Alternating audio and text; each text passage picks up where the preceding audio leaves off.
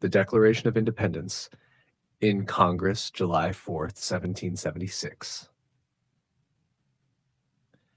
The unanimous declaration of the 13 United States of America. When in the course of human events it becomes necessary for one people to dissolve the political bands which have connected them with another, and to assume among the powers of the earth the separate and equal station to which the laws of nature and of nature's God entitle them, a decent respect to the opinions of mankind requires that they should declare the causes which impel them to the separation. We hold these truths to be self-evident, that all men are created equal, that they are endowed by their Creator with certain unalienable rights, that among these are life, liberty, and the pursuit of happiness. That to secure these rights, governments are instituted among men, deriving their just powers from the consent of the governed, that whenever any form of government becomes destructive of these ends, it is the right of the people to alter or to abolish it, and to institute new government, laying its foundation on such principles and organizing its powers in such form as to them shall seem most likely to affect their safety and happiness. Prudence, indeed, will dictate that governments long established should not be changed for light and transient causes, and accordingly all experience hath shown that mankind are more disposed to suffer while evils are sufferable than to right themselves by abolishing the forms to which they are accustomed. But when a long train of abuses and usurpations, pursuing invariably the same object, evinces a design to reduce them under absolute despotism, it is their right, it is their duty to throw off such government and to provide new guards for their future security. Such has been the patient sufferance of these colonies, and such is now the necessity which constrains them to alter their former systems of government. The history of the present King of Great Britain is a history of repeated injuries and usurpations, all having in direct object the establishment of an absolute tyranny over these states. To prove this, let facts be submitted to a candid world. He has refused his assent to laws, the most wholesome and necessary for the public good. He has forbidden his governors to pass laws of immediate and pressing importance, unless suspended in their operation till his assent should be obtained, and when so suspended, he has utterly neglected to attend to them.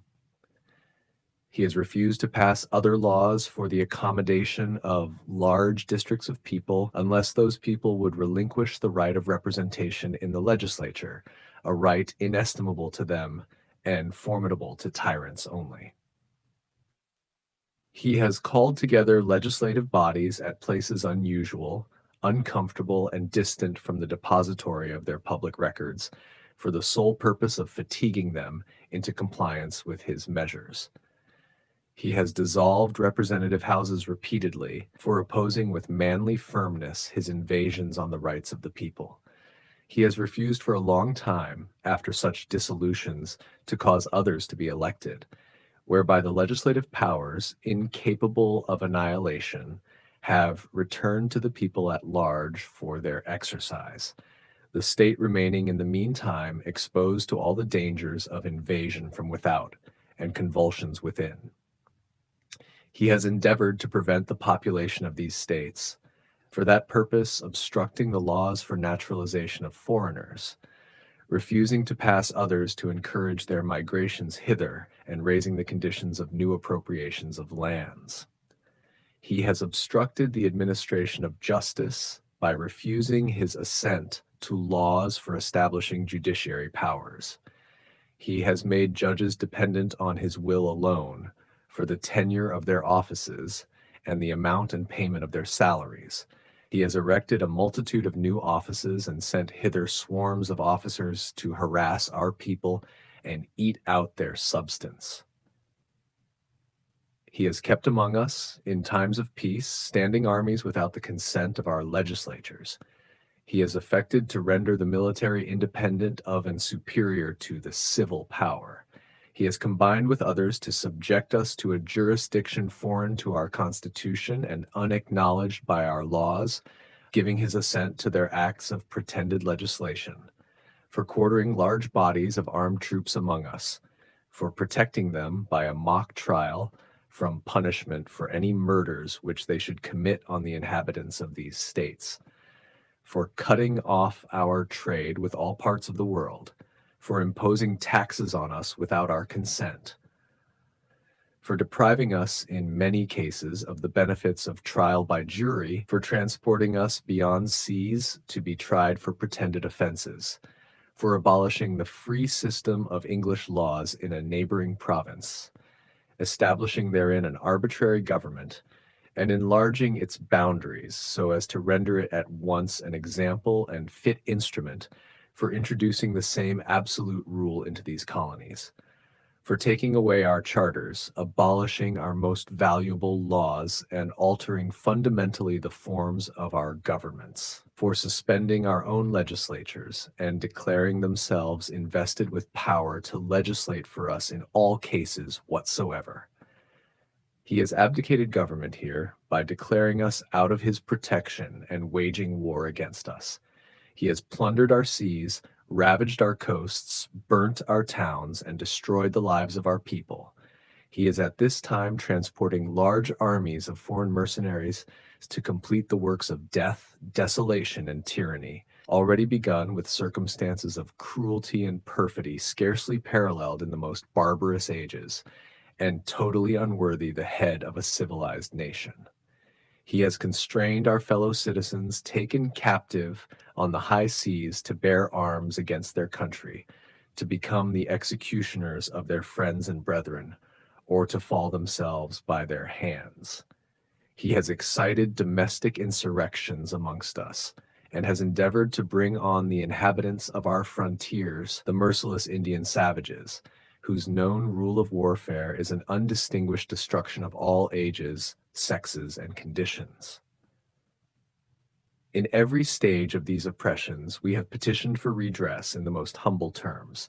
Our repeated petitions have been answered only by repeated injury.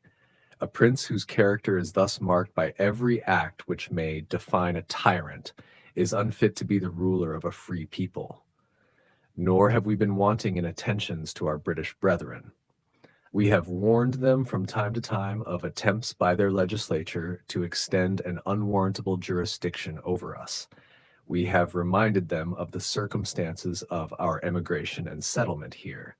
We have appealed to their native justice and magnanimity, and we have conjured them by the ties of our common kindred to disavow these usurpations, which would inevitably interrupt our connections and correspondence. They too have been deaf to the voice of justice and of consanguinity.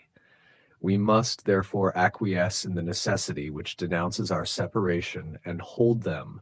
as we hold the rest of mankind, enemies in war, in peace, friends. We, therefore, the representatives of the United States of America in General Congress assembled, appealing to the Supreme Judge of the world for the rectitude of our intentions, do, in the name and by authority of the good people of these colonies, solemnly publish and declare that these united colonies are, and of right ought to be free and independent states, that they are absolved from all allegiance to the British Crown, and that all political connection between them and the state of Great Britain is and ought to be totally dissolved, and that as free and independent states they have full power to levy war, conclude peace, contract alliances, establish commerce, and to do all other acts and things which independent states may of right do. And for the support of this declaration, with a firm reliance on the protection of divine providence, we mutually pledge to each other our lives, our fortunes, and our sacred honor.